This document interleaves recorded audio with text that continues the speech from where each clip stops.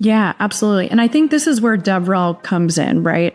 Because DevRel is the one kind of nurturing and generating all of that activity in the community. And so I think it depends on the business. Obviously, usage is the most highest quality developer intent signal you can look at. But that's actually really hard to set up today if you were to do it by hand. I think there's tooling now that can help you set that up, but like wiring up all the telemetry and kind of getting those anonymous package installs and actually connecting that to a user can be difficult.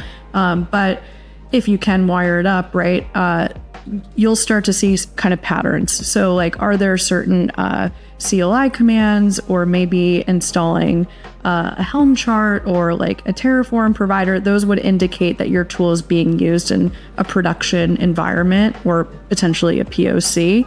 Another big one for us at Apollo was activity on our learning platform. So you would see multiple developers at the same company taking our course at the same time, and that kind of indicated that they were maybe gearing up for replatforming and evaluating GraphQL, right? Like you would start to kind of see the same signals. I think it also depends on your customer journey as well, and like understanding your product. When we saw developers starting to talk about GraphQL Federation, right? That was like a signal that indicated enterprise readiness. So it really depends on your business, right? And your customer journey. And I think that's where DevRel can be really helpful, right? Helping marketing and sales kind of understand what are those like trigger points or signals that indicate that maybe there's like a POC or evaluation going on.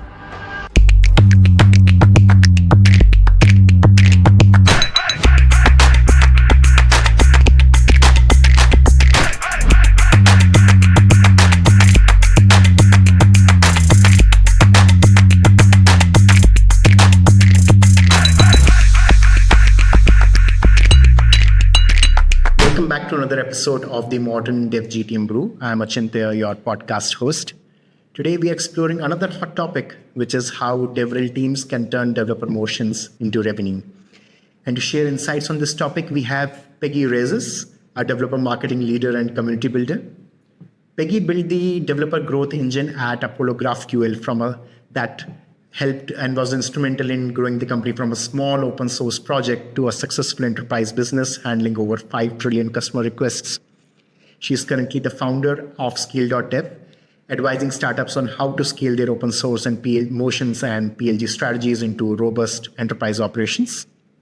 Peggy, welcome to the podcast. Great to have you here. Thank you so much for having me. I am really excited to be talking about this with you today because I feel like there's just so much to get into with how to build a modern developer go-to-market motion. So very much looking forward to this conversation. Yeah, I agree. And Peggy, I have so many questions to ask you. Probably I'll start with sort of the DevRel as a space. And specifically, just diving straight into what values do you think DevRel brings to the table, and why is it important for businesses to invest in a strong DevRel function? Yeah, so DevRel means a lot of things to a lot of different people, but the way that I like to think about it is it's really the bridge between developers and your organization. So I think a lot of times when we think of developer relations, we think of the very public, visible things, right? Like speaking at a conference or doing YouTube videos, workshops, right? But I think actually good DevRel in 2024 is all about championing developers internally too within your org, right?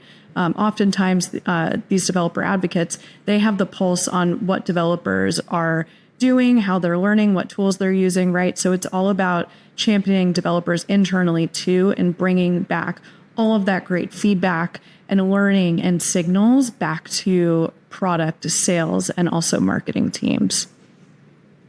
Got it.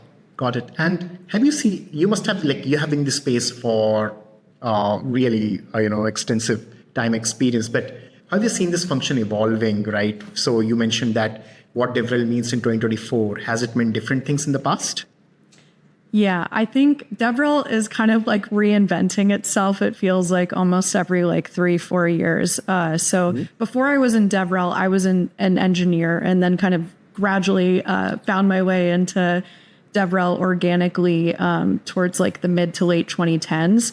And back then, right, VC money was cheap. I think, companies were growing like crazy, right? You had a really strong in-person event and meetup scene. I feel like we were going to conferences in faraway places like Australia, like Austria all the time. It was pretty crazy. And so you saw these DevRel teams trying to be everywhere at once, right? Like meeting developers wherever they were, producing a lot of content, going to a lot of conferences. And I think it was very hard, I remember at the time, to actually measure the impact of that.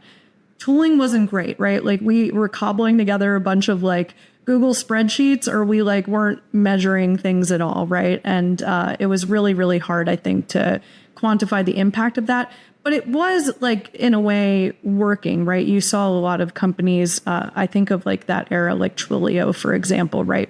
Had a super strong, super successful DevRel program that propelled their growth. So it wasn't like it wasn't working. It was just kind of hard, I think, for us to pinpoint exactly why, right? And so then the pandemic happened and the world kind of shut down and we couldn't go to these conferences anymore. And everyone kind of shifted their strategy to more of an online approach. And so at the time, we were kind of trying a lot of new things, right? One of the big successes that my team put on was GraphQL Summit, our annual developer conference, right? We moved that online. We were engaging more on platforms like Discord. We were spinning up our YouTube strategy.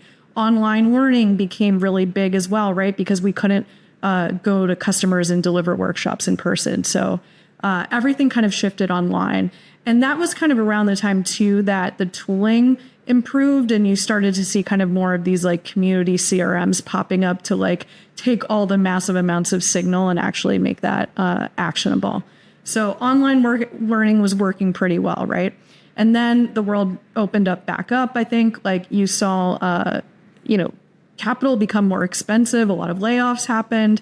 And so DevRel, I think, was hit really hard, especially like in the past couple of years. And we kind of went through this correction. And so now I would say today it's about how can we be more targeted? How can DevRel contribute to the business?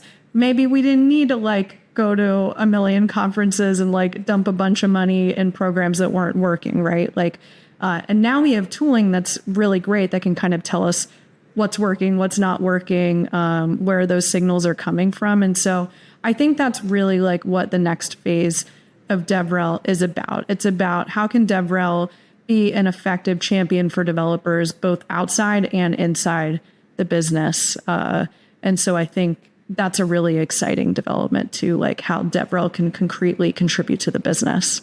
Yeah, no, I agree. And talking about sort of contributing to business and the various GTM motions, right? So DevTool companies have various GTM motions and probably they are all logically sort of connected, but you see developer focused PLG motions, they're open source, some of them are not, there is a proper enterprise motion. And then there are DevRel teams that have to sort of make sense of that and activate the developer professionals. But so Peggy, talking about developer motion and sort of coming from there are different kind of developer GTM motions out there. There is PLG, there is open source, some of them are not, there are enterprises. But what roles can DevRel professionals play in each of these motions? Yeah, absolutely. So I think DevRel can really be effective looking at what I like to call kind of the modern hybrid funnel. So it's not pure PLG or open source. It's not pure sales-led enterprise either. It's kind of mixing the best of both worlds. So kind of what does this look like, right? And this is what we set up at Apollo and we're very successful with. Companies can actually use PLG and open source as a way to attract those enterprise end users towards their product. And so then sales and marketing will use those developer intent signals, whether that's interactions on GitHub or online communities, learning platforms, all the different channels that are out there. You'll start to kind of use those and group them into accounts. And then sales and marketing can actually use that information to prospect into the company and find the buyer and sell to them. So I think this motion is really effective for developer first companies because you can't really do two motions well, right? Like selling to SMB is very different than enterprise. And so, and that's kind of the conventional guidance, right? Don't do both PLG, open source, and enterprise.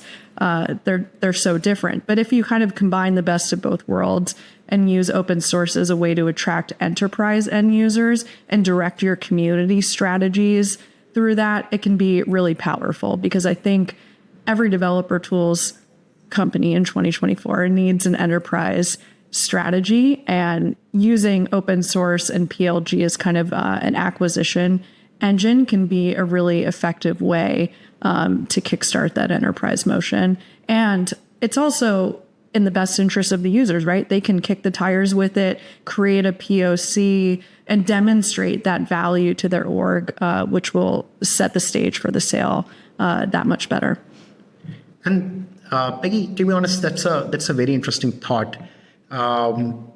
But I mean, you spoke about these intent signals, and that's how you can sort of qualify someone to be sort of sales ready, or they might be sort of on the top of the funnel.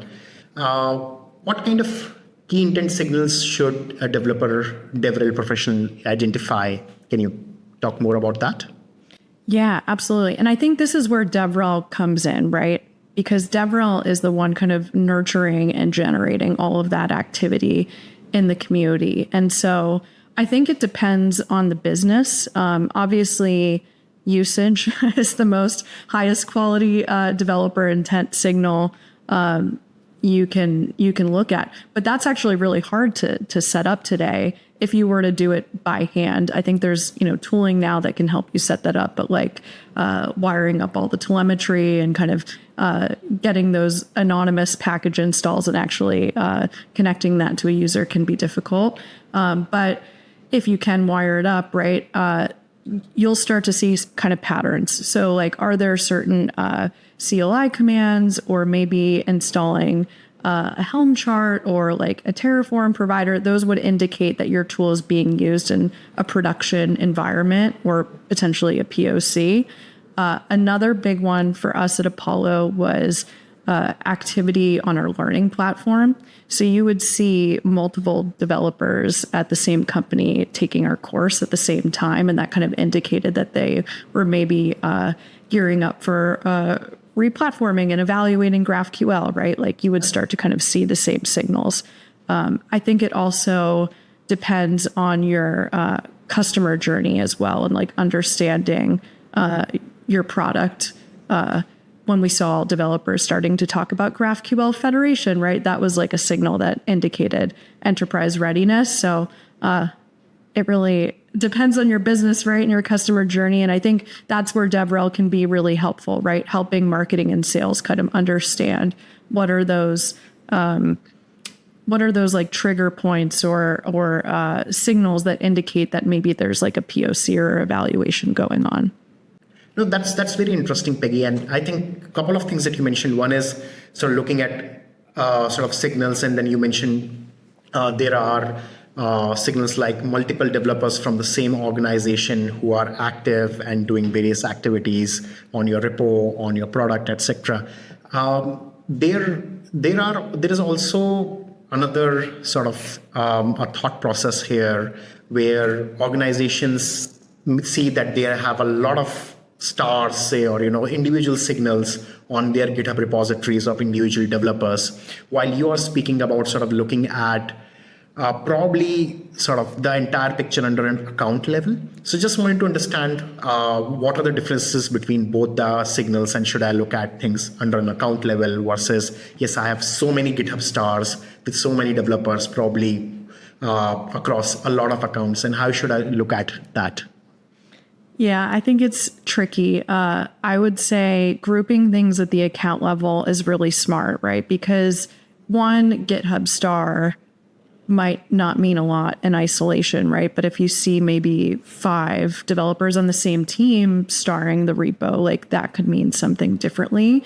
So that's why it's really important to group all these signals at the account level. And then you start to draw patterns, right? You start to see kind of these like little spikes in activity where multiple developers are taking courses on Federation or asking questions in the community, right? I think just grouping at the account level is honestly one of the most helpful ways to look at it. And it kind of gives you this single pane of glass into everything that's happening in that account, right? So often there's like this dark funnel activity, right? They don't actually reach out to sales until they're kind of like very far down along the path of an evaluation. And so that's really where DevRel can come in, right? Is uncover some of that dark funnel activity that's happening at the beginning of the sales cycle and then surfacing that to sales and marketing so sales can take a more kind of consultative approach and helping them through that evaluation. I think that can be really, really powerful if you do it right. I agree. There's a lot of chatter about linking the DevRel activities and functions to revenue generation and how DevRel function can act as a catalyst to revenue generation, especially if your company is an open source or a developer-focused PLG offering. But what programs should a DevRel team implement to facilitate this kind of transition of developers to the enterprise tiers? What can they do here? Yeah, so I would say, in my experience, DevRel can be really helpful at the beginning and then kind of at the end of the funnel. So some of those like programs that really help in the beginning, it's all about making sure they can get help and facilitate like a really smooth technical POC or evaluation. So nurturing in online communities can be really powerful. I think for early stage startups, creating like a private one-on-one Slack channel with those like early customers or design partners can be great. Obviously, that's not going to scale as you get beyond a certain size, but then you can draw upon like thousands of developers and then start connecting maybe different customers in the same vertical, right? You have a lot of customers in e-commerce or healthcare, right? Actually being able to introduce them and say, hey, you two are working on the same problem, like learn how this person solved it. People love that, right? At the end of the day, we are all just looking to kind of connect and learn from each other. And when you can introduce somebody who's struggling with one problem to somebody who's solved that before, they will remember you forever, and it builds so much trust. So I think that can be a really great way to connect folks early in the funnel. I think also making sure your educational materials, your docs are on point, complete, right? That will also facilitate a really smooth evaluation.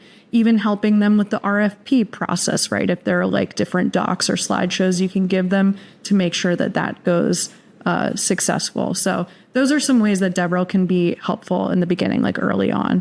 I would say at the end, kind of in-person workshops, events, lunch and learns, right? Those can be really helpful for closing deals. So one of the examples is GraphQL Summit was our annual user conference. My team led that for 7 years, and it was hugely impactful for connecting with our enterprise customers in person and really accelerated deals.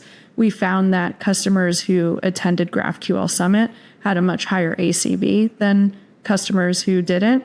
We also got kind of that qualitative feedback from sales that it was super impactful for them to like have that FaceTime with customers. We had exec meeting programs, VIP programs, like rolled out the red carpet for them. So I would say those are some ways kind of DevRel can be super impactful at the beginning and the end of the sales cycle. And then obviously expansion, right? Like you need those teams to keep getting value throughout the life of the deal, right? And to be able to expand to the next 100, 1,000 developers, what does that look like? That's where the online learning becomes really impactful. And so we used to kind of collaborate with sales to see like how many customers can we get to take the training, right? Give them swag if they do. And partnering on those programs can be a really great way to facilitate expansion. Right. And I mean, that's great, Peggy, because I was coming to your experience at Apollo GraphQL of building the entire DevRel function. Are there certain aspects, I mean, I know you have covered many of them anyways, but are there certain aspects that we can sort of double click and understand what were your key takeaways from your experience of building and leading the DevRel function there, growing the community? Yeah, I would say there's a bunch of takeaways and learnings along the way, like 7 years of successes and mistakes. But I think when I look back and I think of maybe some things I wish I could have told myself at the beginning, I think the earlier you can connect your DevRel programs back to the business, the better off you'll be. To be fair, the tooling did not really exist when I was like building the team. It was kind of, hand spun Google spreadsheets, but that's not the case anymore. Like there's a lot of really great tooling that makes that easy. So I would say definitely look into that and figure out how you can kind of measure the ROI of everything that you're doing. On a similar note, right, good DevRel is not just about kind of these big flashy conferences and external programs, right? A lot of the value can actually be taking the learnings from your community and then bringing that back to products so they can actually improve the product. It's about helping marketing understand like what resonates with these developers, what pain points are they experiencing so they can tailor their campaigns to it, right?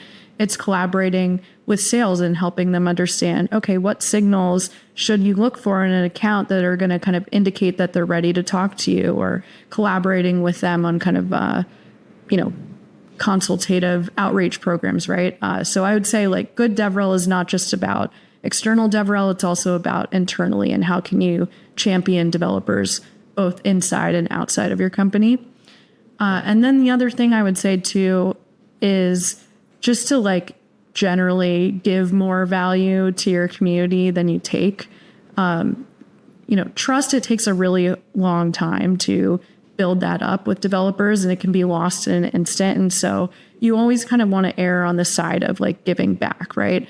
That's why we built our learning platform and we have dozens of, hundreds of hours of ungated like learning content for them, right? And that makes such a difference. We hear all the time from customers, people in the community, how much of a difference and an impact that made. So you always want to leave folks with a positive impression and just get back to your community and figure out how you can elevate them, empower them, lift them up, and then also connect them together.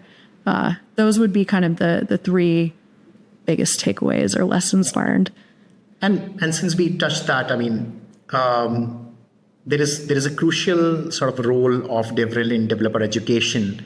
What are some of the best practices for building an effective technical content that you would have seen? Yeah, so we built our learning platform in-house, and I might not recommend that to anybody just starting out, right? But I think there's maybe some like general purpose lessons that would be helpful. One of the things that worked out really well is everything in the learning platform is connected to your Apollo login, so everything is tracked. We have it integrated into the product too. You can see people's like badges, and admins can see how many people at their company have taken the courses, which is really helpful. But I would say focus on getting to that magic moment and that like value with your product as early as you possibly can, right?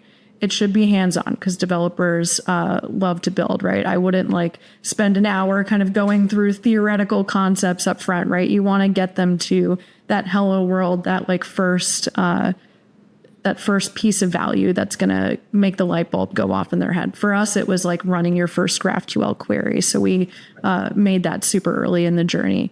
I would say for enterprise learning programs, definitely focus on like languages and frameworks that enterprise developers care about. So Java and .NET.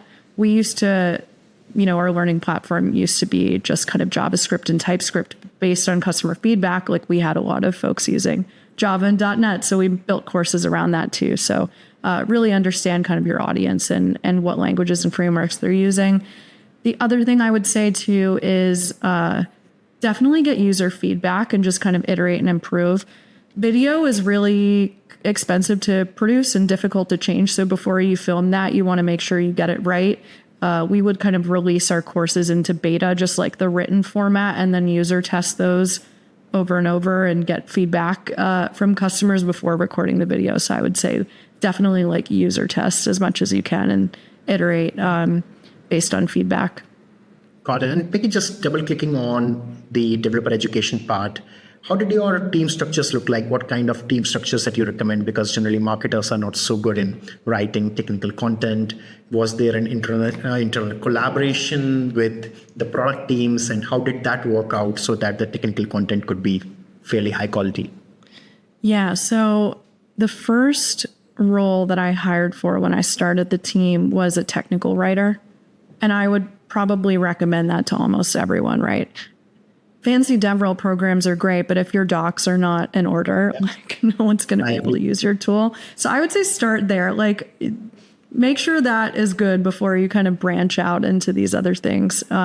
So we started with a technical writer, then kind of branched out into DevRel, then branched out into developer education. We had an in-house video editor on the team as well, which helped us like move fast with our educational courses. We also had engineers on the team to actually like build out the sites and kind of help us do some of that integration work, which was super impactful. I think there's kind of like no one size fits all, right? It depends on your programs. It depends on what you're trying to accomplish and what stage you're at. But you can never go wrong with hiring a really great technical writer. Got it. And this is the last question that I ask everyone in this podcast is, what are some of the best books, resources, podcasts, blogs that you recommend for DevRel teams? Yeah, so I think anything by Mary Thangvall, The Business Value of DevRel, that's a really good one. Understanding like DevRel qualified leads, can't go wrong. I'm in a lot of like private go-to-market like DevRel communities that I think are super helpful. My friend just started a podcast, E. Porcello. She's like the gold standard for developer education. Her podcast is called The Last Tech Podcast. She has a number of DevRel. Just a link of that here too. Yeah. Well, I'll send you the link. But yeah, she has a lot of DevRel heavy hitters appearing on her podcast. So I would recommend that. The other thing I'd recommend too, I think sometimes us DevRel folks like to be in our bubble a little bit. And one of the most helpful things that you can do to learn how to be an effective DevRel inside your company is learn about what other functions are doing. So I like to follow growth and like go-to-market leaders to kind of level up my understanding of sales and marketing. And I think understanding what they do has made me a more effective DevRel and marketing leader. So I'd recommend that too. Yeah. Look, thanks, Peggy. This is amazing. I learned so much in this discussion. Yeah, and great to have you here. Thanks once again. Thank you for having me. This is super fun.